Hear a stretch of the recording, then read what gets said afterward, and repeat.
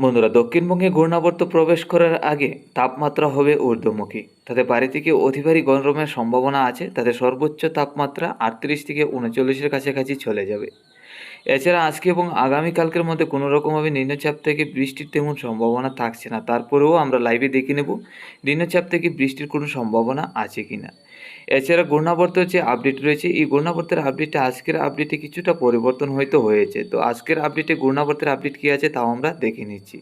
আমরা আজ সরাসরি লাইভে প্রথমে দেখে নিচ্ছি নিম্নচাপ এবং বৃষ্টির সম্ভাবনা, তারপরে যাব ঘূর্ণাবর্তে। আজ 23শে মে বৃহস্পতিবার 2024। দেখুন, আজকে সকাল থেকে নিম্নচাপ বা বৃষ্টির কোনো সম্ভাবনা নেই। ত্রিপুরা বাংলাদেশের একাধিক জেলা আবহাওয়া একদম পরিষ্কার আছে বা বৃষ্টির কোনো সম্ভাবনা নেই। আজকে দুপুরের মধ্যে গেলেও আমরা লক্ষ্য করতে পারছি নিম্নচাপ বা বৃষ্টির কোনো সম্ভাবনা থাকছে না। তবে হালকা পাতলা নিম্নচাপ প্রবেশ করবে বাংলাদেশের চট্টগ্রামে। এছাড়া বাকি জেলাগুলির মধ্যে হালকা পাতলা মেঘলা ভাব থাকলে তেমন বৃষ্টির সম্ভাবনা নেই। আজকে সন্ধ্যারাত্রি থেকে মধ্যরাত্রির মধ্যে হালকা পাতলা কিছুটা নিম্নচাপ এবং বৃষ্টির সম্ভাবনা আছে আমাদের ত্রিপুরায়। যদিও বৃষ্টি হয় তাহলে কিন্তু আমাদের ত্রিপুরা রাজ্যে আজকে সন্ধ্যারাত্রি থেকে হালকা পাতলা ছিটাফোঁটা বৃষ্টি হতে পারে। এছাড়া বাকি জেলাগুলি পরিষ্কার থাকবে। আগামীকাল সকালের মধ্যে গেলে আমরা লক্ষ্য করতে পারছি ত্রিপুরা বাংলাদেশের একাধিক জেলা থাকবে পরিষ্কার, নিম্নচাপ বা বৃষ্টির কোনো সম্ভাবনা নেই।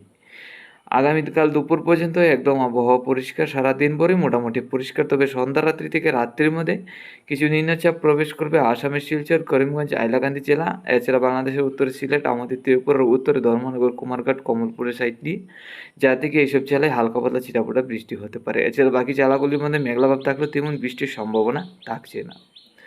আর ঘূর্ণাবর্তের প্রভাব শুরু হয়ে যাবে 25 তারিখ থেকে। ঘূর্ণাবর্তটা কিন্তু বাংলাদেশের দক্ষিণের উপকূলের দিকে এগিয়ে আসবে, যার কারণে 25 তারিখ সকাল থেকে পরিষ্কার থাকলে দুপুর থেকে মোটামুটি নিম্নচাপ চট্টগ্রাম এবং আমাদের ত্রিপুরা রাজ্যের দিকে এগিয়ে আসার সম্ভাবনা। তাতে খুলনা এবং বরিশালের মধ্যেও হালকা পাতলা নিম্নচাপ থাকবে, যা থেকে বৃষ্টি থাকবে।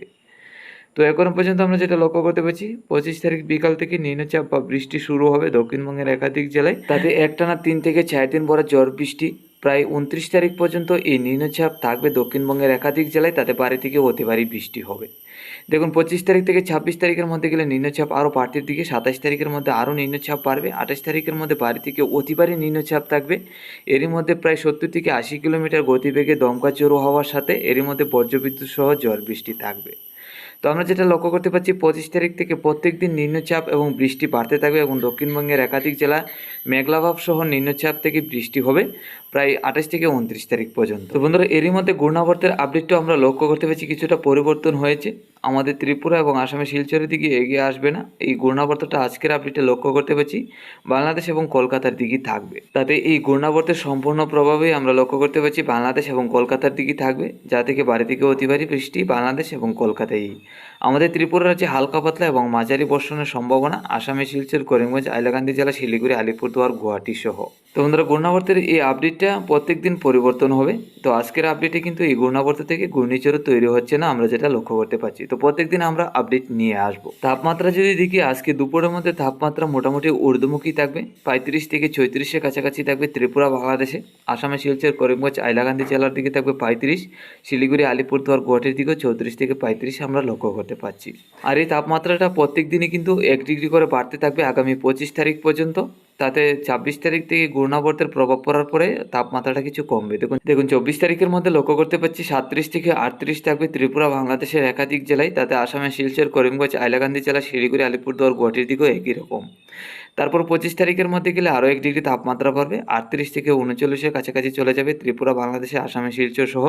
তারপর 26 তারিখ থেকে তাপমাত্রাটা কিছুটা কমবে, তাতে 30 থেকে 29-এর কাছাকাছি থাকবে তাপমাত্রা 26 তারিখের দুপুরে।